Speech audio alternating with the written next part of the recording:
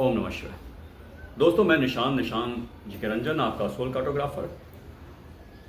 जैसा कि हम सबको पता है कि पूरे साल भर में कुल मिलाकर 24 एकादशी होते हैं। और ये 24 एकादशी क्यों? ये जिसमें 12 कृष्ण पक्ष के होते हैं और 12 जो होते हैं वो आपको शुक्ल पक्ष के होते हैं। तो इस तरह से 12 महीने होते हैं। तो उस हिसाब से शुक्ल पक्ष और कृष्ण पक्ष के हिसाब से जब हम इसे डिवाइड करते हैं, बांटते हैं, तो फिर 12 शुक्ल पक्ष के और 12 कृष्ण पक्ष के होते हैं।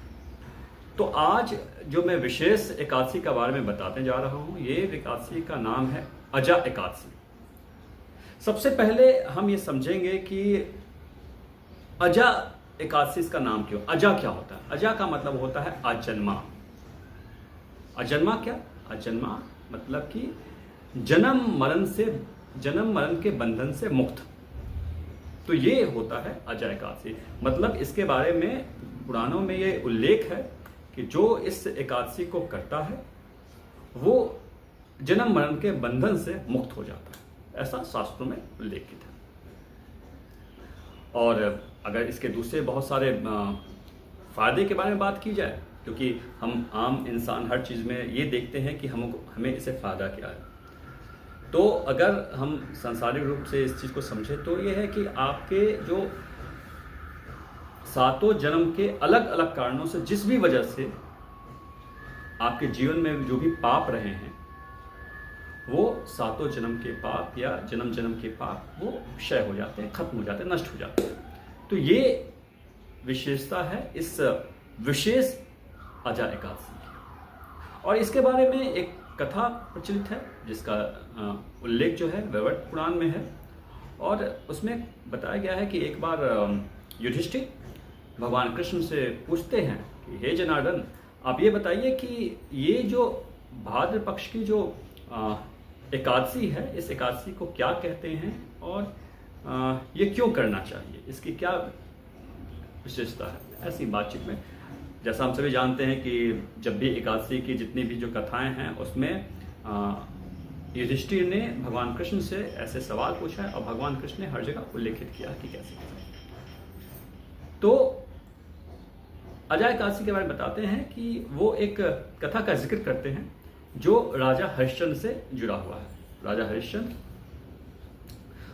जैसा हम सभी जानते हैं उनके बारे में कि राजा हरिश्चंद्र जो हैं वो बहुत ही धर्मपरायण थे, सत्य के लिए जाने जाते थे और सत्यता उनकी इतनी प्रबल थी कि इस सत्यता के कारण उनको अपना राजपाट तक सब छोड़ना पड़ा।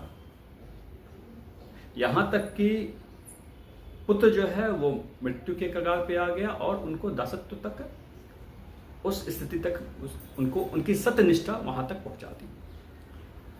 तो जब राजा हरिश्चंद्र जो हमेशा सत्य का साथ देने वाले थे, जब उनकी जिंदगी में ये स्थिति आई तो उनकी मुलाकात गौतम ऋषि से होती है और गौतम ऋषि उनको सलाह देते हैं कि आपको भाद्र पक्ष की एकादशी करनी चाहिए। अगर आप इस एकादशी को करते हैं तो आपके जीवन से ये जितनी भी परेशानियां हैं, जो भी आपके ये किसी भी जन्म के जो पाप की वजह से ये सब जो चीज़ें हैं, ये सारे पाप आपके नष्ट हो जाएंगे, खत्म हो जाएंगे और आपको ये दासत्व से मुक्ति मिलेगी और आप पुनः अपने वापस अच्छी जिंदगी में वापस जा सकते हैं। तो ऐसा गौतम ऋषि अपनी भाषा में, मैं तो बोलचाल की भाषा में आपको ऐसे समझा के बताऊँ, अपनी भाषा में उनको समझाते हैं कि आपको ऐसा करना चाहिए।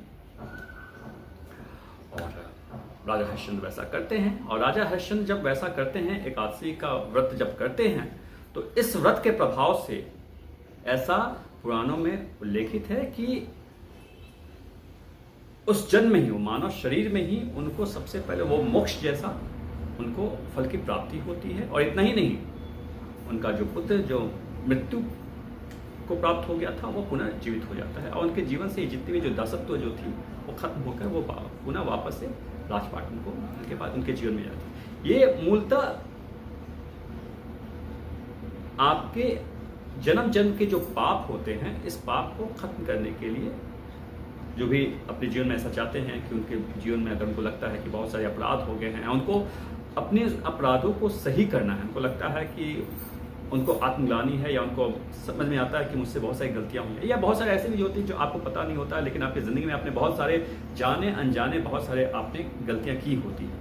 तो उन सारे जाने अनजाने गलतियों को सही करने के लिए पुराणों में इस व्रत का उल्लेख है कि इसको करने से ये सब फायदे होते हैं।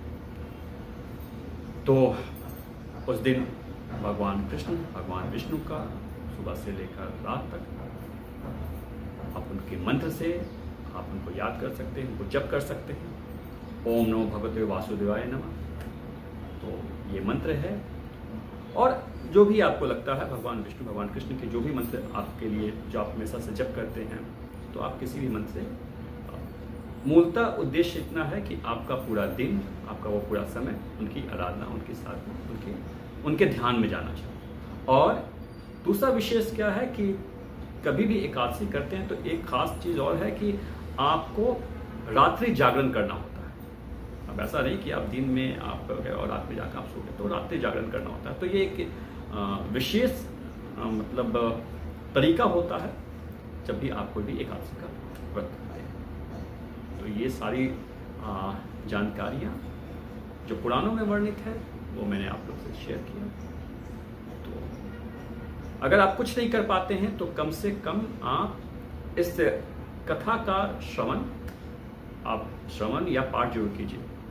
अगर आपको वो पाठ कहीं नहीं मिल पाता है तो मैंने ये विशेष मेरा वीडियो बनाने का उद्देश्य भी यही होता है ताकि इसको लोग श्रवण करके उनके, जब ऐसा शास्त्रों में वर्णित है जो मैं आपको बताया कि जब आपके कानों तक जाती है वो सारी बातें, तो भी कहा गया है कि आपके जो पाप होते हैं उनका क्षय होता है।